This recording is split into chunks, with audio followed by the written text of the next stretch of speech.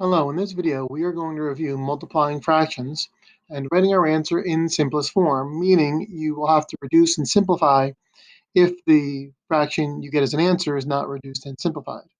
We're also going to review cross-canceling. That is where you would reduce your fractions before you multiply them, not reduce the answer.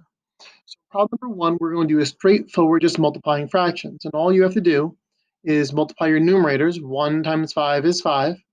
Multiply your denominators together. 6 times 7 is 42. Put in your fraction bar and you're done. This problem is proper and this problem will not reduce. When you are looking to see if a fraction will reduce, you should always check the numbers 2, 3, and 5. Doesn't guarantee that it won't reduce if they don't work, but it's a good shot. In problem number two, we have two other fractions, but in this fraction, I can reduce early or cross cancel. Now I'm going to have you show a little more work than you might normally need to show, but that's because I want you practicing showing the work.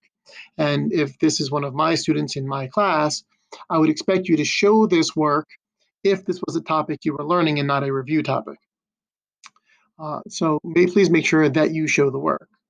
In this problem, I know that 3 and 9 can reduce with each other because 3 goes into both of them. So I would do 3 divided by 3 and 9 divided by 3. When I do that, I'm going to rewrite this as 3 divided by 3 is 1, and I like to circle the new number so I don't lose it. That happens to a lot of students where they lose the new number and multiply by the wrong thing. And then here, 9 divided by 3 was 3. And at this point, even though this hopefully is an easier fraction, I'm going to ask you to show a little bit of extra work by rewriting this fraction without all the cross-canceling work. The first fraction is now a 1 over 5, still being multiplied, and the second fraction is now a 4 over 3. And then to multiply, all we do is multiply our numerators. 1 times 4 is 4. And then multiply your denominators. 5 times 3 is 15. Put your fraction bar in, and you are done, and 4/15 is the answer. My last example has two things that can cross cancel. And you'll notice that when I cross cancel, I like to use color. Using color to highlight things, as long as you're going out of your way to stay neat and organized, is always helpful. So you may notice that the 3's have a number that can go into both of them.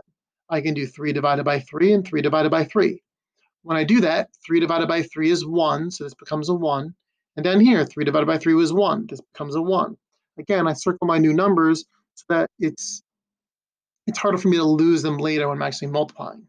But in this example, I can actually cross cancel the 2 and the 8 as well, because 2 goes into 2 and 2 goes into 8. 2 goes into 2 one whole time, while 2 goes into 8 four whole times. Now, if you're not using color, even with color, there's a lot of things going on, but if you're not using color, there's a lot going on and it's hard to, or it could be very easy, to misplace a number or to multiply by the wrong thing. So I'm going to rewrite my fractions. The first one is now a 1 over 4. It's going to be multiplied. And the second fraction is now a 1 over 1. And then to get my answer, I just multiply my numerators. 1 times 1 is 1. And then multiply my denominators. 4 times 1 is 4. And then I box in my answer. So again, the big thing here is to cross cancel. I know that whenever I make quizzes and tests and other kinds of assessments, on the assessment, my numbers are much larger than they are in these examples. And I try to make it so that if someone were to cross cancel, the multiplication part would be easy. And if someone did not cross cancel, the multiplying and the reducing would be much more difficult. So again, if something goes into two of the numbers, you cross cancel them. And this can be done with any numerator number, with any denominator number once. And then it has to be done separately with a different number the next time. And once you have your new fractions, you just multiply them. Numerators get your numerator, denominators get your denominator. Thank you.